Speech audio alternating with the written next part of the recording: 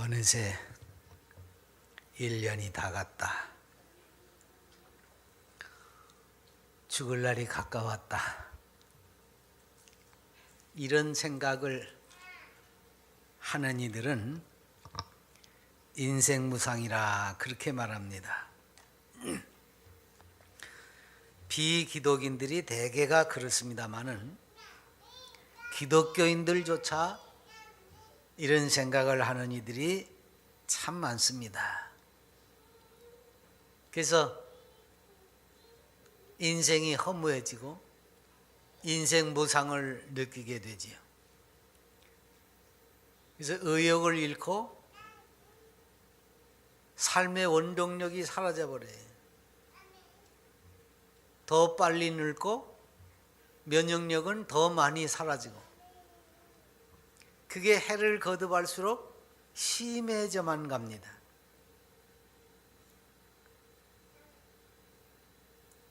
그래서 결국은 후회가 넘치고 두렵고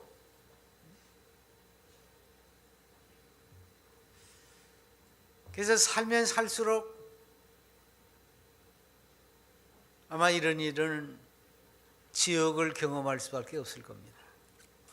그리스도인들은 적어도 천국을 소유하면서 사는 사람들인데 이런 생각을 하다 보면 천국을 누리는 것이 아니라 지옥을 경험하면서 살게 됩니다. 프랑스의 볼테르라고 하는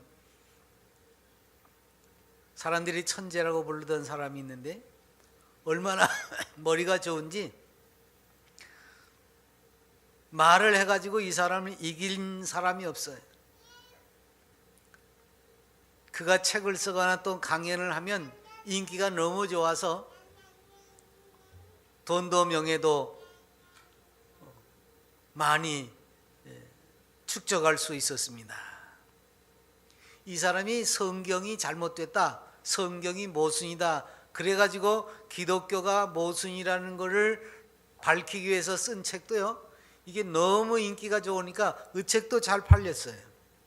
베스트셀러.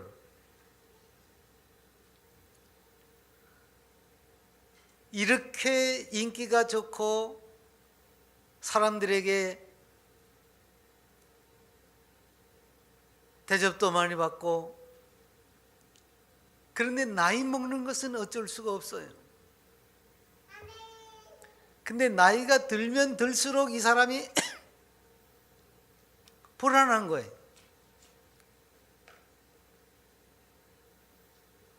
똑똑하니까 똑똑한 만큼 그 죽음의 그림자가 다가오는데 이 사람이 본래 영적인 존재이기 때문에 영적인 안목이 있습니다. 미련해도. 이 사람이 똑똑한 만큼 그 죽음의 그림자가 다가오는 것을 느끼는 것이 다른 사람보다 더 살벌하게 느껴질 수밖에 없죠. 그래서 정말 죽음이 다가오는 그때에 그 느껴지는 그 살벌함 때문에 점점 불안하고 초조하고 두렵더니 급기야는 미치광이가 되어버리고 말았습니다. 죽음이 두려워서. 그래서 나이가 들면 들수록 넷에 대한 불안함으로 이렇게 미치게 되는 거죠. 또 한 사람은 이제 세계 최고의 자전거 회사, 대만의 자이언트라고 하는 자전거 회사가 있는데 이 회사는 세계 최고입니다. 생산량도 최고고 품질도 최고입니다. 카본 자전거라고 하는 제일 가벼운 자전거를 이 회사가 세계 처음으로 만들었어요. 그러니까 양산을 했어요. 뭐 처음에 만들지는 않았지만 대중적으로 팔 수 있도록 생산한 회사가 바로 이 자이언트라는 회사인데 지금도 이 뉴진 바우라고 하는 이는 생존해 있습니다. 73세 때 그 자전거 회사의 회장이 73세 때 대만 전국을 자전거로 일주를 했어요. 그리고 80세 되던 해에 두 번째로 대만 일주를 했습니다. 이 사람이 뭐 건강해서 그런 게 아니에요. 63세 때 위암 판정을 받고 그 수술을 했어요. 거기다 고혈압에 뭐 여러 가지 잔병이 많아가지고 힘들었습니다. 그러던 차에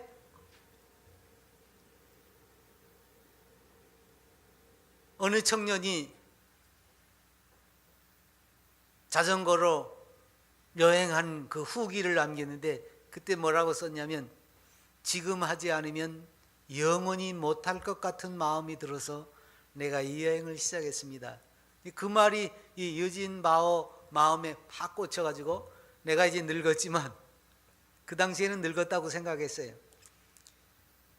도전했어요. 내가 지금 안 하면 영원히 못할 것 같다. 그 말이 자기에게 해당이 되는 것 같아서 자기도 73세에 그걸 해냈습니다. 그걸 해내고 나서부터 몸이 좋아지지 않은 걸 느끼는 거죠. 매일 자전거를 탔습니다. 그리고 80세에 한 바퀴 더 돌았어요.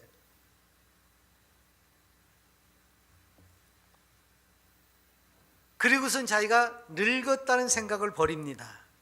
나는 늙었어. 늙으면 이런 병은 피할 수 없는 거야. 73세에 도전하기 전까지만 해도 이제 늙었다고 그런 생각을 했는데, 자전거 타기를 하고 나서 자기가 이 말을 하지 않는 거예요. 생각도 안 하는 겁니다. 나는 늙지 않았어.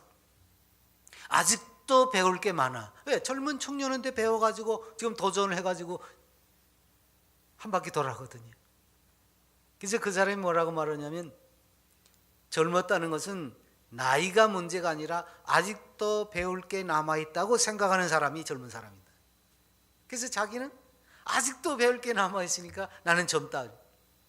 80대 지금 중반인데 자기가 젊다 그렇게 생각을 하고 삽니다.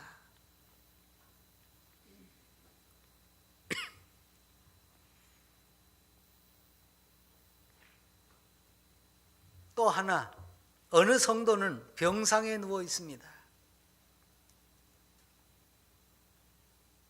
나이가 들거나 이제 이런 병 치료를 하다 보면 드는 생각이 있죠. 이젠 갈 때가 다 됐다. 근데 이 성도는 그렇게 병상에 누워 있으면서 참 재미있는 삶이었다. 어려움도 슬픔도 모두 아름다웠었다. 그러면서 자기에게 이제 마련되어진 다가올 세상, 내세지요. 주께서 영접하시는 그 세상, 주님과 만나서 영화로운 삶을 살게 된 그 영생에 대한 기대, 감격, 이걸 생각하니까 가슴이 벅차오르는 거지. 그걸 바라보면서 내가 비록 세상에서 힘들고 어렵게 살았지만 그것마저도 주가 함께 하셔서 아름다웠었다. 그동안 참 재밌었다. 즐겁게 살았다. 여러분, 여러분의 종착역은 어떤 거겠습니까? 볼테르처럼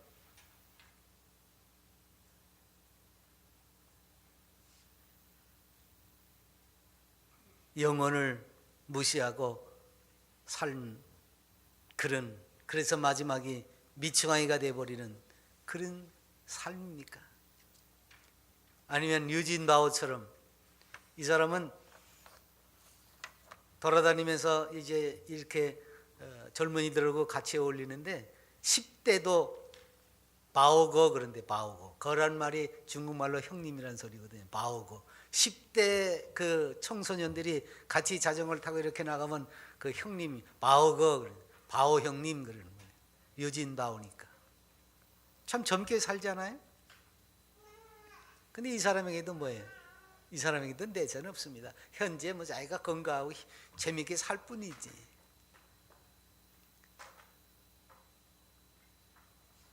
이런 유진 바오와 같은 삶이 여러분들의 삶입니까? 아니면 비록 병상에 누워 있었을 망정 이 성도의 고백처럼 즐겁고 재미난 삶을 살았다. 괴롭고 슬프고 힘들지만 아름다운 삶을 살았다. 이렇게 고백할 수 있는 삶이냐. 마지막을 어떻게 장식을 할 수 있느냐. 바울 사도는 자기의 마지막이 어떻게 장식될지 자기의 끝자락을 내다보면서 이렇게 말합니다. 나는 선한 싸움을 싸우고 나의 달려갈 길을 마치고 믿음을 지켰으니 이제후로는 나를 위하여 의의 면류관이 예비되었으므로 주 곧 의로우신 재판장이 그날에 내게 주실 것이며 뭘 줍니까? 의의 면류관, 생명의 면류관 이런 거지. 내게만 아니라 주의 나타나심을 사모하는 모든 자에게니라.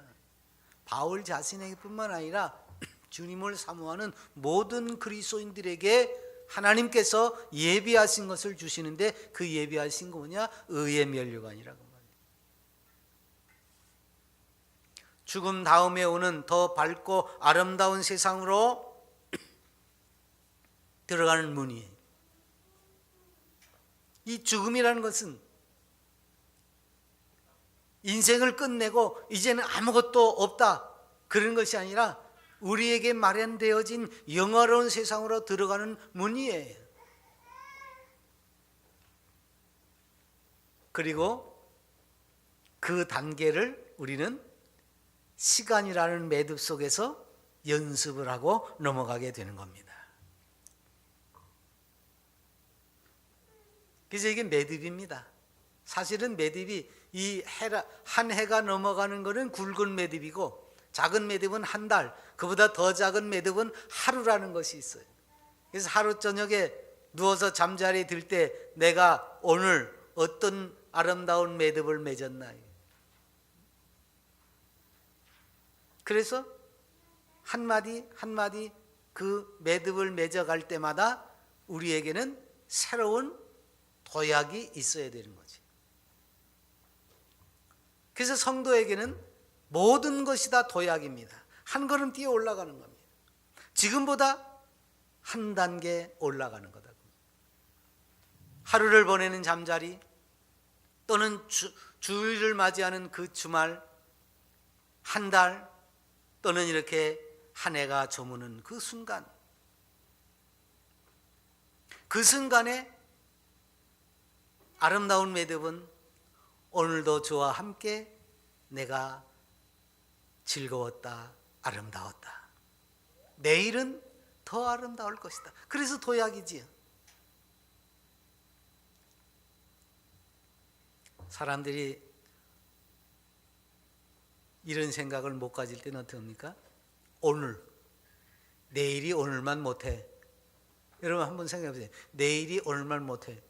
그래서 오늘 죽어라고 먹어야 되고 오늘 죽어라고 즐겨야 돼. 그런 사람이 있어요. 내일이 없는 것처럼 내일이 오늘만 못하다 그렇게 생각해요. 그러나 우리는 어떻습니까? 내일은 오늘보다 더, 오늘도 아름다웠지만 내일은 더 아름다울 것이다. 왜? 우리가 돌이켜보면 육신적으로 후회되는 일이 왜 없습니까? 잘못한 일이 왜 없습니까? 그런데 그것도 주님께서 함께 해주셔서 나를 온전히 여겨주신다는 거예요. 내 모든 죄와 허물을 씻으실 뿐만 아니라 내가 죄인임에도 불구하고 나를 의롭다고 여겨주셔서 나와 동행하시는 거예요. 그 삶입니다. 그래서 주님은 하나님의 말씀에 비추어서 나를 가꾸어 가시는 거예요.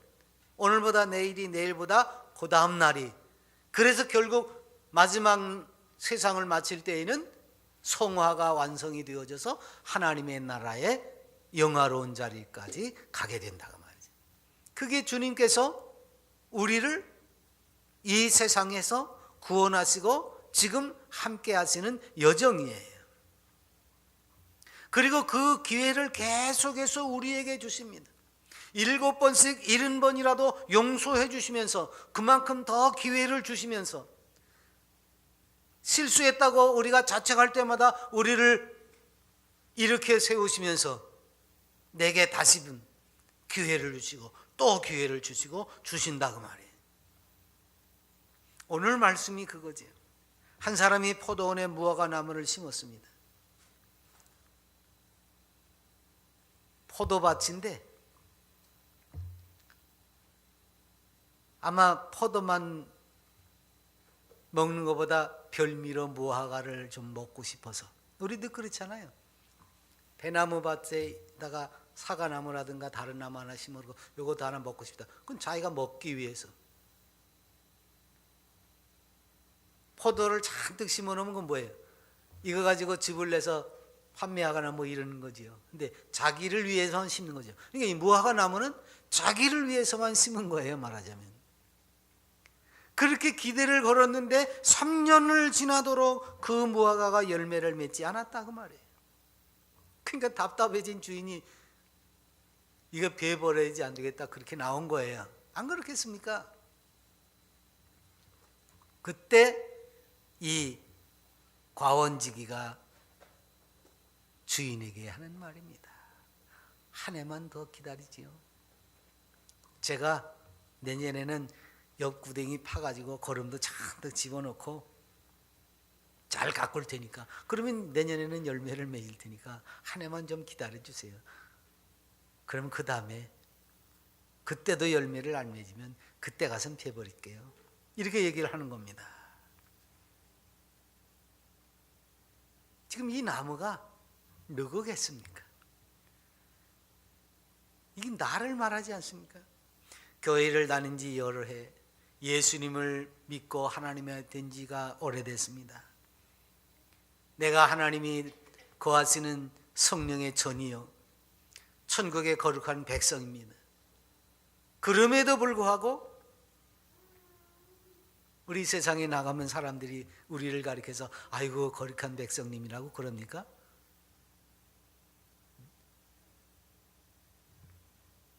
아직 내가 주님이 나를 그렇게 거룩한 백성으로 여겨주시고 나 스스로도 천국의 시민이라고 말하지만 사람들이 나를 가리켜가지고 저거 예수 믿는 거 맞아? 이럴 때가 더 많잖아요.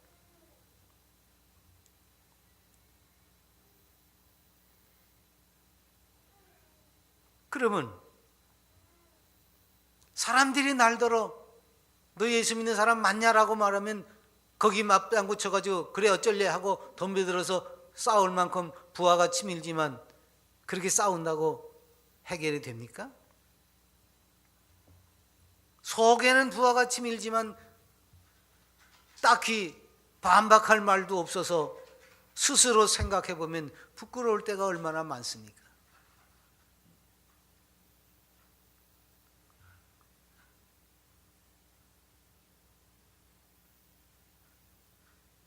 요즘은 그런 일이 별로 없습니다. 내비게이션이 하도 잘 돼가지고 그런 일인데 옛날에는 속도 잘못하면 순사가 착 찍어가지고선 세우고 그러거든요. 강원도에 있을 때는 거긴 제가 승용차가 없어가지고 교인들 그 트럭을 타고서도 이제 노예나 총회를 보러 다닐 때가 있었는데 트럭을 타고 가다가 순사가 세워가지고 속도가 지나쳤습니다. 이제 그러면서 얘기를 하는데 그 물어보지나 말고 그냥 딱지 끊어주면 되는데 뭐 하시는 분이 트럭을 탔는데 양복을 이렇게 입고 넥타이까지 메고 가니까 이제 물어보는 거야. 트럭 탄 사람 같지 않아가지고 뭐 하시는 분이세요? 거짓말 할 수가 있네. 아유 죄송합니다. 목사입니다. 그러면 아유 목사님이 그러시면 안 되지요. 예 압니다. 죄송합니다. 그럴 수밖에요. 그런 소리를 듣는 거예요. 세상에서는 하나님이 나를 의롭다고 인정해 줬지만 내가 이 꼴로 살아가고 있으니까 사람들이 날 비난해도 내가 얼굴을 들지 못할 때가 얼마나 많습니까? 그러면서 나를 돌아보지. 내가 하나님 위해서 뭘 했나? 믿지 않는 영혼들을 위해서 그 영혼을 구원하려고 내가 무슨 일을 했나? 내 것을 얼마나 나누었나? 교회 또는 성도들 그리고 주님께서 긍휼히 여긴 이들을 위해서 과연 내가 무엇을 했나? 돌아보면 참 아쉽고 부족한 것이 너무나 많습니다. 그래서 비난받아도 싼 거예요. 근데 그렇다고 그냥 주저앉을 수는 없습니다. 아직 끝나지 않았기 때문에 그렇습니다. 주님께서 나를 두고 이렇게 말씀하시는 겁니다. 주인님, 그 사람 바뀌었어요. 자기가 지금 미처 깨닫지 못해서 그저 옛 경험이 너무 강하고 습관이 남아있어서 그렇지, 조금만 보살펴주면, 잘 가르치고 다듬으면 좋은 열매 맺을 수 있을 겁니다. 한 해만 더 기다립시다. 그렇게 주님이 나를 두고 말씀하시는 겁니다. 이 장면이 그겁니다. 그리고 나를 향해서 지금 여기서 주님이 뭐라고 말씀하신 안 하시지만 아마 주님이 나를 향해서 이렇게 말씀하시지 않았게요? 자, 다시 기회를 줄게. 무화과나무처럼 푸른 잎사귀도 내고 하늘을 향해서 뻗어나가고 은혜를 받아서 열매를 좀 맺어. 하나님이 내 속에 계신 것을 증명하고 영원한 새 나라로 들어가기 위해서, 그래서 열매를 맺으라고 주님이 우리에게, 지금 이 성경에는 안 나와 있어요. 그 주인에게 지금 애원하는 말만 나와 있어요. 애원이지요.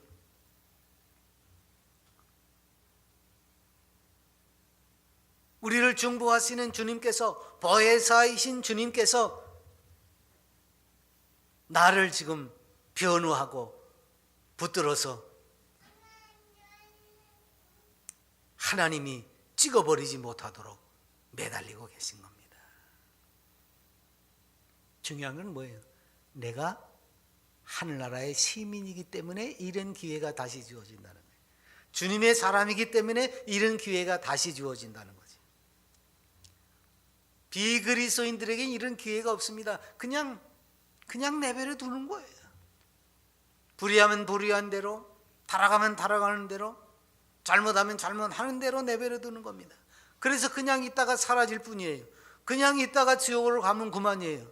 그런데 하나님의 택한 백성이기 때문에 비록 내가 실수하고 허물이 많아 열매가 없을 망정 주님께서 우리에게 다시 한번 기회를 주신다고 말이에요. 그래서 영생을 약속받은 성도인 까닭에 다시금 기회가 주어지고 그 시간을 영생을 위해서 다시 한번 연습할 수 있도록 주님께서 배려해 주시는 겁니다. 그래서 금년에도 그대로 두소서라고 하는 말은 주인이신 하나님 앞에 농부 되시는 예수 그리스도께서 무화과 나무인 나를 열매 맺는 나무가 되게 하시려고 한 해만 좀 참아 주십시오. 내가 걸음을 주겠습니다. 이게 주님이 나를 놓고 하는 도구입니다. 나를 위해서 기도하시는 거예요. 나를 위해서 매달리시는 거예요. 하나님 앞에. 제발. 그래서 우리는 이 은혜를 받아야 돼요. 그러니까 하나님의 은혜는 지금 받는 거예요.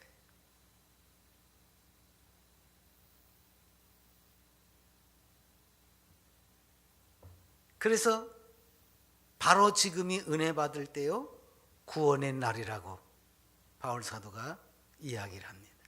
그래서 우리는 힘써 열매 맺기를 기다리시는 그 주님, 그래서 나를 위해서 하나님 앞에 애원하면서 매달리시는 그 주님을 위해서 우리는 한번 나 자신을 돌아보고 내게서 주님이 원하시는 것을 찾아낼 수 있도록 우리 자신을 한번 헤아려 봐야 되는 겁니다. 그래서 이 마지막 날에 내 안에 과연 믿음이 있나, 이걸 한번 살펴볼 필요가 있어요. 믿음이 없이는 하나님을 기쁘시게 하지 못하나니 하나님께 나아가는 자는 반드시 그가 계신 것과 또한 그가 자기를 찾는 자들에게 상 주시는 이심을 믿어야 할지니라. 믿음이 있어야 하나님을 기쁘시게 한단 말이에요. 그러니까 오래 우리가 믿음으로 살았으면 하나님을 기쁘시게 해드릴 것이고, 믿음이 없었으면 하나님을 서운하게 해드렸을 거라고 말이지. 그래서 내가 과연 믿음이 있었는가? 다시 말하면 하나님을 기쁘시게 해드렸는가? 아니면 하나님을 서운하게 해드렸는가? 이걸 한번 돌아보는 기회가 돼야 되는 거예요. 바울도 소리칩니다. 너희는 믿음에 있는가? 너희 자신을 시험하고 너희 자신을 확증하라. 예수 그리스도께서 너희 안에 계신 줄을 너희가 스스로 알지 못하느냐? 그렇지 않으면 너희는 버림을 받은 자니라. 소리를 치는 거예요. 너 믿음이 있는지 한번 좀 찾아봐. 믿음이 없으면 버린 자가 아니겠느냐? 그러면서 소리를 지르는 거지. 오늘 우리는 내 자신이 과연 믿음에 서 있는지 우리 자신을 한번 시험, 점검해 볼 필요가 있다고 말이에요. 내가 하나님을 기쁘시게 하는 한 해를 살았는가?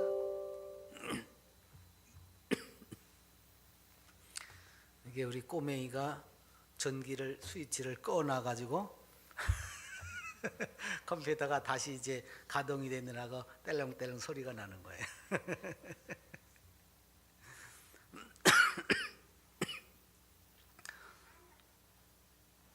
또 하나는 우리에게 하나님이 뭔가를 기대하시는 거 있습니다. 근데 뭔가를 기대를 어떻게 하십니까?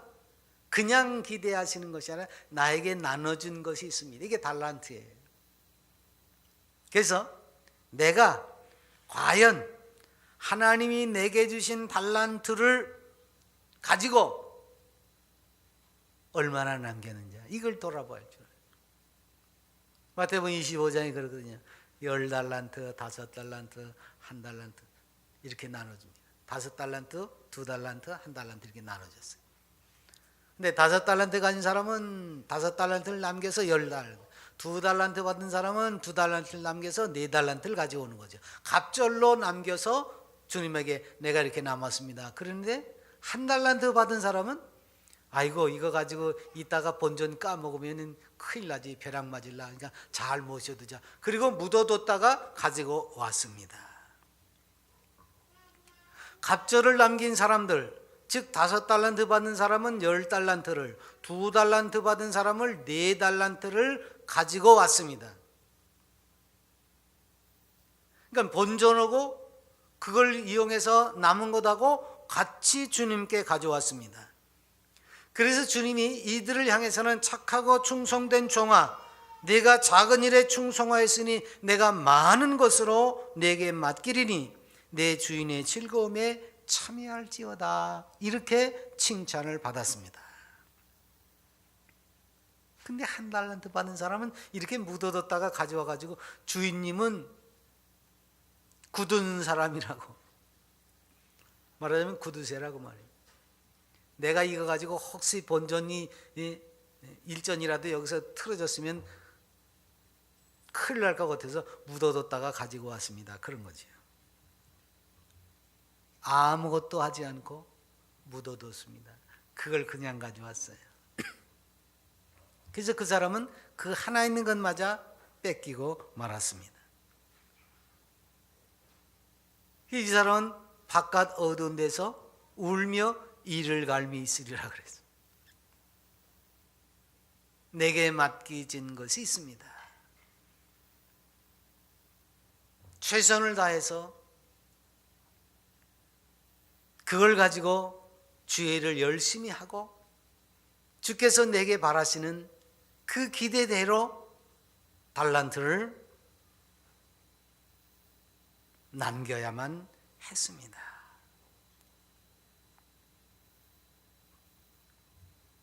착하고 충성된 종이라고 불리운 사람들, 작은 일이라고 불평하지 않고 큰 일이라고 자만하지도 않았습니다. 그저 자신을 드러내지 않고 주인의 명령대로 했습니다. 본전도 거기 남긴 것도 주님의 것입니다. 그리고 가져오는 사람들이에요. 사실 그렇잖아요. 우리의 본전이라고 내 거 있습니까? 내가 이 세상에 왔지만 이 몸뚱아리 내 것이 아니라고 말이에요. 본전 다 주님이 주신 것이고 내가 이 땅에서 누리고 사는 거 다 주님이 주신 것으로 사는 것이지 내게 있는 것은 아무것도 없습니다. 내 것은 아무것도 없어요. 그걸 깨달으면 내게 있는 모든 것들이 주께서 주신 것임을 알고 최선을 다해서 그 주신 분의 요구에 맞는 남기는 것이 있어야 되는 거예요. 그걸 돌아봐야 돼. 내가 과연 주님께서 내게 주신 것으로 주님을 기쁘시게 할 만큼 내가 일을 했느냐 돌아봐야 돼. 또 하나는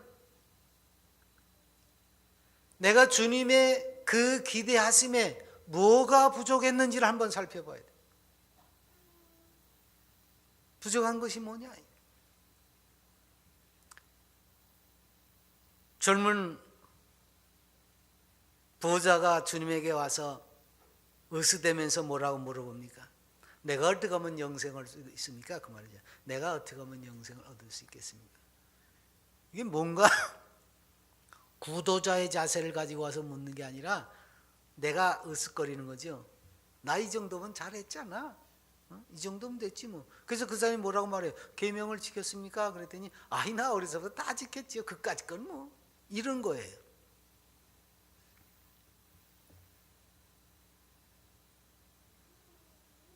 내가 무엇을 하여야 영생을 얻으리까라고 하는 말은 정말 구도자의 마음을 가지고 하는 것이 아니라 내가 신앙생활 이 정도면 잘하는 것 같은데 이 정도면 나 영생 얻을 수 있지 않아요? 이런 얘기입니다. 그때 주님이 뭐라고 말씀하십니까? 계명을 다 지켰다고요? 딱 하나, 오히려 한 가지 부족한 게 있는데요. 그거 뭐예요? 내가 그것도 하지요, 뭐까짓 거. 그런 거예요. 한 가지 부족한 게 있다니까 그거 하지요, 뭐 이러는 거죠. 근데 할 수 있습니까? 내가 이 정도 했으면 됐다고 하는 사람은요, 그 한 가지를 못 합니다. 이 부자 청년이 그 한 가지, 당신 가지고 있는 재산을 팔아서 가난한 사람들에게 나눠주시오. 그랬더니 이 사람이 근심하고 걱정하면서 갑니다. 어디 가면 영생을 얻을 수 있습니까? 라고 영생을 찾는 것처럼 보였지만 그 재물 앞에서 그 사람은 영생보다 재물이 더 귀한 것임을 확인해 줄 뿐이었습니다. 영생을 찾으러 왔다고요? 영생을 얻겠다고요? 여러분, 오늘 우리에게 부족한 것이 뭔지를 여기서 찾아내야 합니다.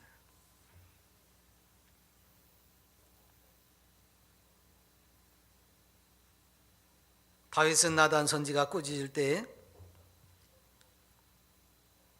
비로소 자기가 무슨 죄를 저질렀는지를 알았어요. 여보, 내가 보니까 부자가 자기 집에는 양들도 많고 그러던데 그거 안 잡고 그 가난뱅이 그저 한 마리 있어가지고서는 그냥 그걸 품에 안고 자식처럼 여기고 그러는 그 하나 있는 양을 빼들어다가 자기 걸 삼아버리는 이가 있습니다. 그 어떤 죽일 놈이 그런 짓을 했으니까 다 펄쩍펄쩍 뛰는 거지요. 그 당신이야. 다윗이 처첩을 거느리고 있으면서도 자기 부하의 아내를 탐해가지고 못된 짓을 저질렀을 때 나단 선지가 책망을 그렇게 했습니다. 책망할 때까지 이런 못된 사람이 있습니다라고 할 때까지 미처 깨닫지 못했다가 그게 당신이라고 소리를 지르니까 그제서야 자기가 뭔 잘못을 저질렀는지를 알고 시편 51편에 보니까 침상을 띄울 정도로 울었다고 그래요. 얼마나 울어야 그 침상이 둥둥 뜨겠습니까? 많은 그렇게까지 표현했습니다. 그러니까 얼마나 통해 자복을 했느냐 그 말이에요. 울면서. 바로 그거예요. 자기가. 그러면서 내가 주께만 범죄하였습니다. 다윗이 그렇게 고백하거든요. 주님 당시에 시각장애인이었던 그 사람도 주님이 고쳐주니까 나중에 이제 누가 고쳤느냐고 꼬투리를 잡아가지고 그 주님을 해코지하려고 바리새인들이 그의 부모도 찾아가고 그도 찾아가고 자꾸 물어보니까 당신도 그의 제자가 되려고 그러느냐고, 그래서 그분을 찾냐고.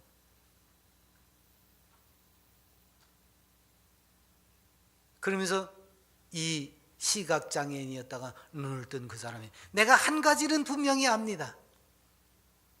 내가 눈을 멀었었는데, 앞이 안 보였었는데, 시각장애인이었었는데 이제는 그분으로 인해서 내가 눈을 보게 됐다는 거. 이거 하나는 분명합니다. 그 말이 무슨 말이에요? 내가 구원받은 것은 틀림이 없다 그 말이에요. 눈 뜨는 것이 문제가 아닙니다. 그분은 메시아였고 나의 구주였습니다. 이걸 고백하는 거죠. 그 한 가지. 오늘 우리는 바로 그 한 가지를 찾아내야 돼요. 내가 주님 앞에 고백할 수 있는 그 한 가지. 사실은요, 오늘날 현대교회와 그리스도인들이 이것이 없어서, 그러니까 세속적인 신앙이라는 건 뭐예요? 일반 여타 종교 생활하는 것처럼 똑같이 신앙생활하고 그렇게만 알아요. 여타 종교 중에 하나예요. 그래서 열심히만 하면 되는 줄 알아요. 불교처럼 업을 쌓고 공을 쌓고 수련을 하고 그런 줄만 알아요.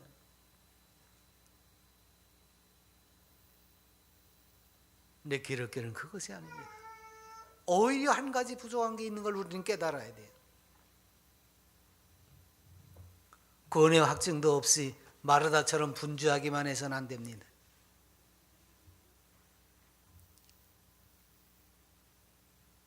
마르다가 동생 좀 불러서 날 좀 도와주라고 그러지 나 혼자 바쁘게 내버려야 돼. 누가 바쁘게 일하래? 주님이 뭘 먹고 싶어 하시는 분입니까? 주님은 뭘 기뻐하십니까? 그 앞에 나와서 말씀 듣는 것을 기뻐하십니다. 먹는 거 그렇게 귀한 게 아닙니다. 오히려 그 말씀을 나누는 걸 더 귀하게, 그걸 점심 먹었다고 그러잖아요. 사마리아 여인하고 대화를 나누고 나서 제자들이 도시락을 가져오니까 난 먹었는데 누가 도시락 갖다 드렸지? 니들이 알지 못하는 양식이 내게는 있지롱. 주님이 그러시는 거예요. 주님은 뭐예요? 그게 양식이야. 적어도 주님을 따라다니려면 주님의 그 마음을 알고 그걸 할 줄 알아야 되는 거죠. 그래서 마리아는 이 좋은 편을 택했다고 주님이 마리아를 칭찬했어요. 마르다가 열심히 대접해 주니까 아이고 나를 위해서 수고했다 그러고 칭찬한 게 아닙니다.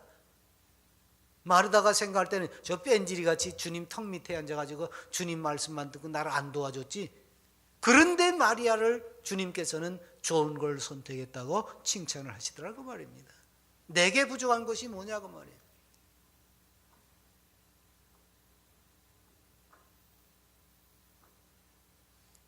주님께서는 오늘 우리에게 이걸 원하시는 거지. 다른 건 다. 그래서 금년에도 그냥 두십시오. 내가 그룹하고 걸음을 줄일까? 내년에는 열매를 맺을 수 있을 겁니다. 주님이 우리에게 한 가지 부족한 것을 주님께서 채우시려고 지금.